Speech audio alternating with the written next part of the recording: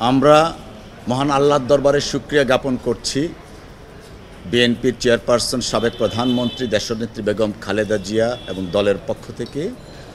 Because আপনারা জানেন এই মামলাটা অত্যন্ত একটা আলোচিত মামলা, কানাডিয়ান আদালতেও পর্যন্ত এই মামলা গিয়েছিল। কেন আলোচিত হলো? বিকজ নাইকো কেসটা বা নাইকোর যে প্রক্রিয়াটা শুরু হয়েছিল 1996 থেকে 2001 পর্যন্ত একটা পার্ট ছিল, 2001 থেকে 6 পর্যন্ত আরেকটা পার্ট ছিল। তো মামলার দেশনেত্রী বেগম খালেদা জিয়ার মামলার নাম্বার ছিল 20, আর শেখ হাসিনা ওয়াজেদ পলাতক ফ্যাসিস্ট রেজিমের প্রধান, তার মামলার নাম্বার ছিল 19। ক্ষমতায় আসার পর দুটো মামলা কিন্তু তৎকালীন আর্মি ব্যাকড কেয়ারটেকার গভর্নমেন্টের সময় দায়ের করা হয়েছিল।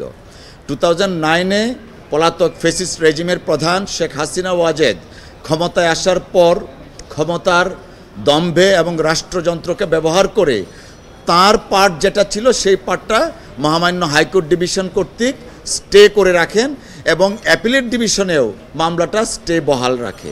এবং আপনারা জেনে খুবই আমি কি বলবো, অবাক করার বিষয়, তৎকালীন সময়ে দুর্নীতি দমন কমিশন শেখ হাসিনার বিরুদ্ধে যে স্টে ছিল সেই স্টেটার বিরুদ্ধে আপিল পর্যন্ত করে নাই।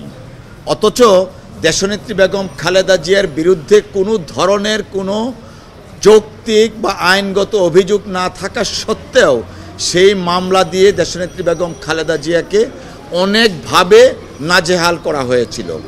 আমরা বারবার আদালতে এসেছি এবং এসে শেখ হাসিনার মামলার পার্টটা যে স্টে আছে সেইটাও মহামান্য আদালতে দেখিয়েছি, কিন্তু দুঃখজনকভাবে আইনের শাসন ছিল না এবং এটা একটা পলিটিক্যাল স্কিম ছিল, যে কারণে দেশনেত্রী বেগম খালেদা জিয়ার মামলাটা চলমান ছিল। On the other hand Sheikh হাসিনার মামলাটা স্টে করা ছিল, যেটা আমরা মনে করি ইট ওয়াজ এ ম্যালিশিয়াস প্রসিকিউশন। অর্থাৎ দেশনেত্রী বেগম খালেদা জিয়ার বিরুদ্ধে রাজনৈতিক অসৎ উদ্দেশ্যে এবং ওনাকে আইনগতভাবে বা আদালতের মাধ্যমে ক্ষতি করার জন্যই মামলাটা চলছিল।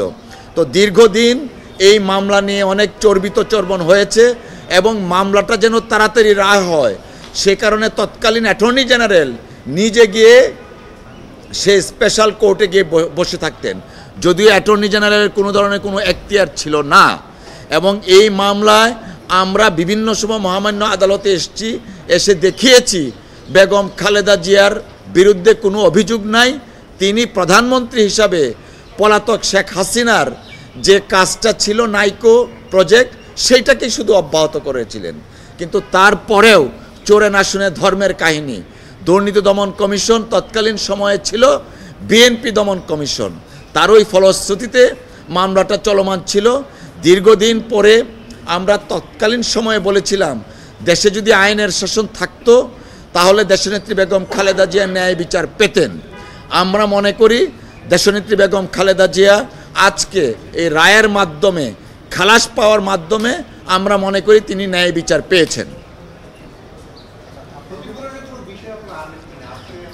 দেখুন, আসলে এই বিষয়টা হচ্ছে কি, দেশনেত্রী বেগম খালেদা জিয়া, জনাব তারেক রহমান সাহেব সহ বিএনপির অনেক নেতাদের বিরুদ্ধে ফ্যাসিস্ট রেজিম তৎকালীন প্রধান শেখ হাসিনার নির্দেশে এবং তত্ত্বাবধানে এমন অনেক মামলা দায়ের করা হয়েছে যেই মামলাগুলোর আইনগত কোনো ভিত্তি ছিল না, তাদেরকে নানাভাবে নাজেহাল করা হয়েছে। অফকোর্স অ্যাজ এ লয়ার আমরা এই সমস্ত বিষয়গুলো বিবেচনা করছি এবং যথাসময়ে এই ধরনের পলিটিক্যাল পারসিকিউশন এবং ম্যালিশিয়াস প্রসিকিউশন যেগুলো ছিল তার ব্যাপারে আমরা কার্যকরী পদক্ষেপ নিব।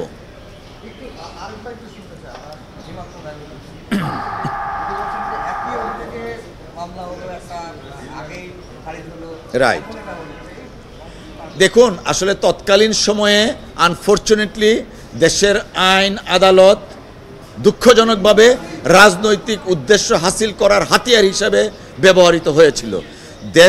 দেশ ছিল একটা, শেখ হাসিনা ওয়াজেদের পার্লামেন্ট ছিল রাবার স্ট্যাম্প, ঠিক আদালতকেও ডিকটেট করে বেগম খালেদা জিয়াকে যেন রাজনৈতিকভাবে হয়রানি করা যায় এবং বিএনপির নামে যেন কালিমা লেপন করা যায়, তার জন্য শেখ হাসিনা ওয়াজেদ আদালতকে ব্যবহার করতেন এবং দুর্নীতি দমন কমিশনকে ব্যবহার করতেন।